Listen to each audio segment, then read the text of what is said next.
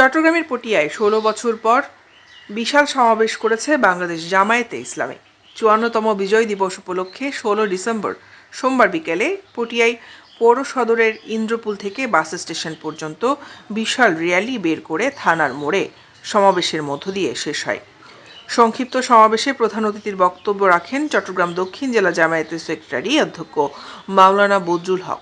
প্রধান বক্তা ছিলেন জেলা শিক্ষা সম্পাদক ইসমাইল হক্কানি। কিছু করতে চায়, আবারও বাংলাদেশে ৫ই অগাস্ট সৃষ্টি হবে।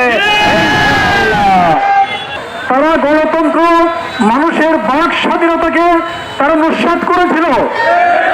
পটিয়া পৌরসভা জামায়াতের আমির সেলিম উদ্দিনের সভাপতিত্বে ও পটিয়া উপজেলা জামায়াতের আমির জসিম উদ্দিনের সঞ্চালনায় এতে বক্তব্য রাখেন সাবেক শিবিরের জেলা সেক্রেটারি ও চট্টগ্রাম মহানগরী বিজনেস ফোরামের সভাপতি শাহজাহান মহিউদ্দিন, চট্টগ্রাম মহানগরী ব্যাংকার্স ফোরামের সেক্রেটারি আক্তার হোসেন, পটিয়া উপজেলা জামায়াতের সাবেক আমির মোজাফফর আহমেদ, মাস্টার নাসির আলম শেখ, সাবেক সেক্রেটারি হাসমত আলী, সাবেক ছাত্রনেতা মোহাম্মদ জাহাঙ্গীর আলম, উপজেলা জামায়াতের নায়েবে আমির মোহাম্মদ সাদেক, উপজেলা জামায়াতের সেক্রেটারি আনোয়ারা হোসেন, পৌরসভা জামায়াতের সেক্রেটারি রাশিদুল ইসলাম, পৌরসভা জামায়াতের নায়েবে আমির মাহমুদুল হক, ছাত্র শিবির পটিয়া সহ সভাপতি জাহাঙ্গীর আলম, পটিয়া সরকারি কলেজ শিবির সভাপতি মাহবুবুল্লাহ হিন্দু ভাইদেরকে সংযুক্ত না হওয়ার জন্য অনুরোধ করছে।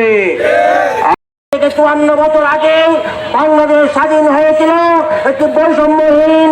দৈনিক আজাদী নিউজ ডেস্ক।